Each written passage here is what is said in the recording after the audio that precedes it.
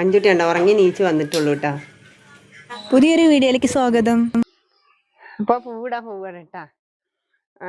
പലതരം പൂക്കളൊക്കെ കിട്ടിയിട്ടുണ്ട്. ഇതെല്ലാം നമ്മളെ വീട്ടിലത്തെ പൂവൊന്നല്ല, കുറച്ചൊക്കെ പൂക്കള് വാങ്ങിയതാണ്. മോളവിടെ കുറച്ച് പൂവ് എടുത്തിട്ട് ഓളവിടെ ഇരിക്കുന്നുണ്ട് കേട്ടാ. അപ്പൊ മോൾക്ക് ഇപ്പൊ ഭയങ്കര വിഷമാണ് കേട്ടാ. മറ്റൊരു രണ്ടാളില്ലാത്തോണ്ട് അവര് നാലാളും കൂടി ഭയങ്കര സന്തോഷത്തിലല്ലേ കഴിഞ്ഞിരുന്നത്.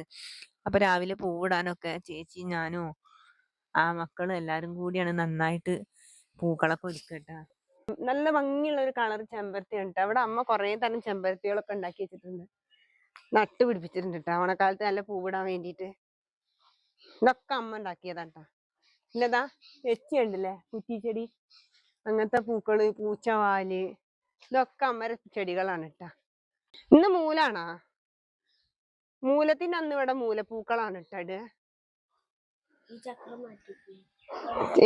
ചക്രം മാറ്റൂല, പൂവ് മൂലസുള്ള. നമ്മള് ടയർ വെച്ചിട്ടേ വെള്ളം നിക്കാണ്ടിരിക്കാൻ വേണ്ടിയിട്ട് ടയർ വെച്ചിട്ട് ടയറിന്റെ ഉള്ളിൽ മണ്ണ് നിറച്ചിട്ടാണ് ഇപ്പൊ ഈ ഭാഗത്തുള്ള ആളുകളൊക്കെ പൂക്കൾ ഇടുന്നത് കേട്ടാ.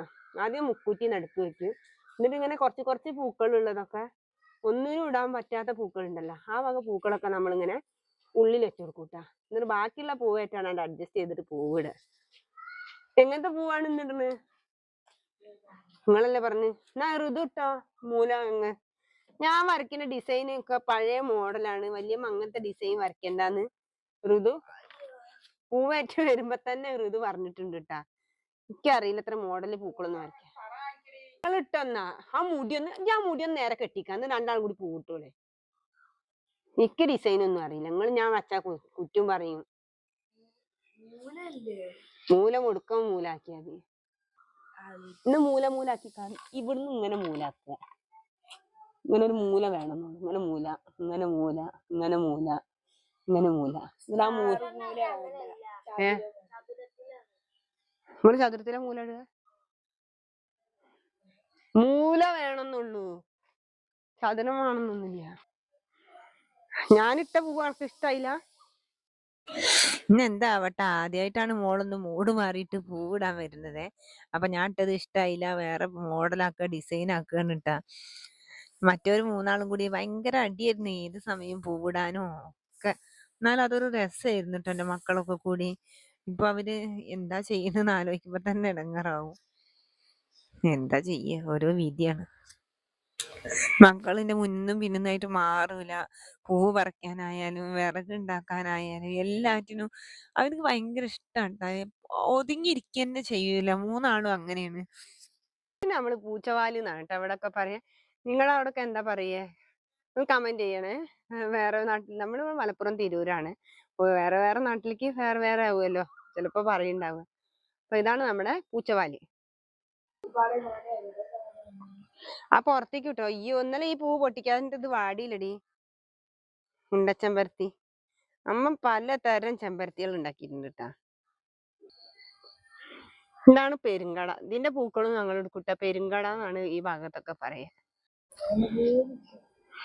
ചേച്ചിരി അനിയത്തിരി സ്കൂട്ടികളാണ് കേട്ടോ അവിടെ കിടക്കുന്നത്. എനിക്ക് സ്കൂട്ടി അറിയില്ല. എനിക്ക് ഭയങ്കര ആഗ്രഹമായിരുന്നു സ്കൂട്ടി പഠിക്കാനൊക്കെ. പക്ഷെ അന്ന് ഹസ്ബൻഡ് സമ്മതിച്ചില്ല, പോവാനും അയച്ചില്ല. അതുകൊണ്ട് തന്നെ സ്കൂട്ടി ഓടിക്കാനൊന്നും അറിയില്ല കേട്ടാ. ഇനിയിപ്പോ സ്കൂട്ടി ഓടിക്കാൻ പഠിച്ചിട്ടും കാര്യമില്ലല്ലോ, കണ്ണിന് കാഴ്ചയില്ലാതെ എന്ത് സ്കൂട്ടി. നമ്മൾ ചില ആഗ്രഹങ്ങൾ ആഗ്രഹിക്കുമ്പോ തന്നെ നടക്കുകയാണെങ്കിലേ നടത്താൻ പറ്റുള്ളൂ. ഇപ്പൊ ഇനി ആഗ്രഹങ്ങളൊന്നുമില്ല. എനിക്ക് ജോലിക്ക് പോവാൻ ഒത്തിരി ഇഷ്ടമായിരുന്നു. അതുകൊണ്ട് തന്നെ ഞാൻ എന്തേലും ജോലിക്ക് പോണവര് വലുതായിട്ട് വിചാരിച്ചിട്ട് ഒന്ന് കമ്പ്യൂട്ടർ പഠിക്കണം എന്ന് പറഞ്ഞ് അതിനും അയച്ചില്ല. സ്കൂട്ടി പഠിക്കണം എന്ന് പറഞ്ഞ് അതിനും അയച്ചില്ല. അന്നൊക്കെ നല്ല കണ്ണിന് കാഴ്ചയുള്ള കാലാണ് കേട്ടോ. മക്കൾ കുറച്ചൊക്കെ വലുതായപ്പോ അംഗനവാടി പറഞ്ഞയച്ചിട്ട് പോവാലോ എന്ന് വിചാരിച്ചിട്ടായിരുന്നു. പക്ഷെ അതിനൊന്നും അവരാരും സമ്മതിച്ചില്ല. അതൊന്നും പഠിക്കാനുള്ള ഒരു ഭാഗ്യം ഉണ്ടായില്ല. എന്താ കാട്ട്, നമ്മൾ ഓരോ യോഗം, അല്ലാതെ എന്താ. അപ്പൊ പിന്നെ എന്നാ പിന്നെ ഞാൻ അങ്ങനെ വിചാരിക്കാം, ഒരു പക്ഷെ എനിക്ക് എന്റെ കാഴ്ച നഷ്ടപ്പെടൂലായിരുന്നു. കുറച്ച് നേരത്തെ ഞാൻ വീട്ടിൽ നിന്ന് പോന്ന് എന്തെങ്കിലുമൊക്കെ പഠിച്ചിട്ട് കമ്പ്യൂട്ടർ കോഴ്സോ എന്തെങ്കിലുമൊക്കെ പഠിച്ച് ജോലിക്ക് പോവുകയാണെങ്കിൽ എന്റെ കണ്ണിന് ഇങ്ങനത്തെ പ്രശ്നമാണെങ്കിൽ ഞാൻ ആദ്യം മുതലേ ചികിത്സിക്കായിരുന്നെങ്കിൽ ഇങ്ങനെ പൊട്ടുന്ന ഒരവസ്ഥയിലേക്ക് എത്തിയിരുന്നില്ല. ഇപ്പൊ ഒക്കെ പോയതിന് ശേഷം പിന്നെ പറഞ്ഞിട്ട് കാര്യമില്ലല്ലോ. ഇപ്പൊ പിന്നെ എല്ലാത്തിനോടും അങ്ങോട്ട് അഡ്ജസ്റ്റഡ് ആയിട്ടോ. ആദ്യമൊക്കെ ഭയങ്കര സങ്കടവും ഇടങ്ങേറും ഒക്കെ ആയിരുന്നു. ഞാൻ അതിൽ നിന്നൊക്കെ റിക്കവറി ആവാൻ തന്നെ കുറേ പാടുപെട്ടു. ഇപ്പൊ ഏറ്റവും വലിയ ടെൻഷൻ എന്താ വെച്ചാൽ മക്കളൊപ്പം നിർത്താൻ പറ്റണം.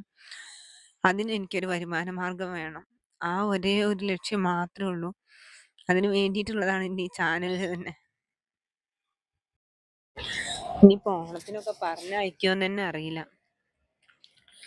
ഇവിടെ ഉള്ളവർ അങ്ങോട്ടും പോയിട്ടില്ല, അവിടെ ഉള്ളവർ ഇങ്ങോട്ടും പോന്നിട്ടില്ല. മക്കളില്ലാതെ ആദ്യത്തെ ഓണാണ്. അവര് ജനിച്ചതിന് ശേഷം ഞങ്ങളിങ്ങനെ പിരിഞ്ഞു നിന്നിട്ടില്ലല്ലോ. ആലോചിക്കാൻ തന്നെ വയ്യ സത്യം പറഞ്ഞ. ഓണൊക്കെ ആകുമ്പോ നമുക്ക് ഭയങ്കര സന്തോഷം കേട്ടോ. ഞാൻ നെയ്യപ്പൊക്കെ ഉണ്ടാക്കും തലേ ദിവസം തന്നെ. അതൊക്കെ കഴിക്കുക. പിന്നെന്താ പറയാ, കുളിച്ചൊരുങ്ങി നല്ല വസ്ത്രം ഇടാനും പിന്നെ അടുക്കള പണിയിൽ തന്നെ ഞാൻ എപ്പോഴും എൻ്റെ ഒപ്പം ഉണ്ടാവും കേട്ടോ. അടുക്കളയിൽ 3 ആളും ഉണ്ടാവും. എല്ലാ പണിക്കും വികൃതി കാട്ടെങ്കിലും കൂടിയിട്ട്. ഉള്ളി തോല് പൊളിക്കാനും ചെറിയ ഉള്ളി വെളുത്തുള്ളി ഒക്കെ തോല് പൊളിക്കാനും അതിനൊക്കെ ഭയങ്കര ഇഷ്ടമായിരുന്നു അവർക്ക്. പിന്നെ എല്ലാറ്റിനും സഹായിക്കാനും ഓടി ഓടി നടക്കും കേട്ടോ. 3 ആളും കൂടി മോളും കൂടി. നല്ല രസമായിരുന്നു ഞങ്ങളുടെ ജീവിതം. അമ്മായിയമ്മ ഒന്നിനും വരില്ല കേട്ടോ.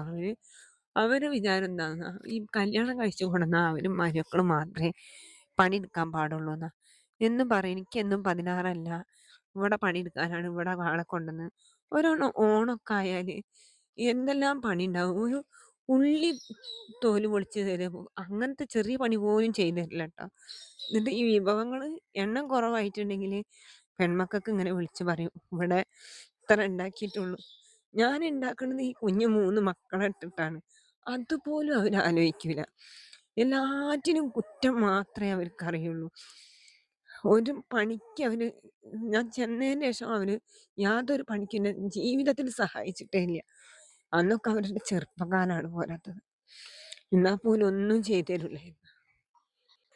അവർക്കൊരു തരം അസൂയാണ്. ഞാൻ എന്തെങ്കിലും ജോലിക്ക് പോയാലോ എനിക്ക് എന്തെങ്കിലും വരുമാനം കിട്ടിയാലോ ഞാൻ നല്ല രീതിയിൽ കഴിയണതൊന്നും അവർക്ക് ഇഷ്ടമല്ല. നല്ല വസ്ത്രം എടുക്കണത് ഇഷ്ടമല്ല, എങ്ങോട്ട് പോണത് ഇഷ്ടമല്ല.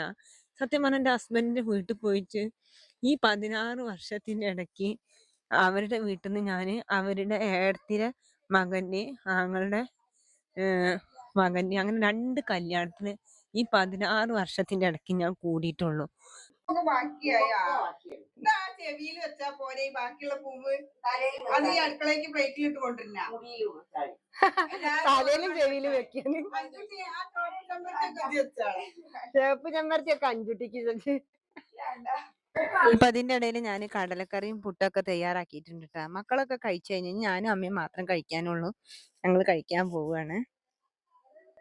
അപ്പൊ നമ്മുടെ ചാനൽ ഇഷ്ടമായ ലൈക്ക് ചെയ്യാനും കമന്റ് ചെയ്യാനും സബ്സ്ക്രൈബ് ചെയ്യാനൊന്നും മറക്കരുത് കേട്ടോ. അപ്പൊ ഇനി നാളെ പുതിയൊരു വീഡിയോയുമായി കാണാം. Thank you for watching.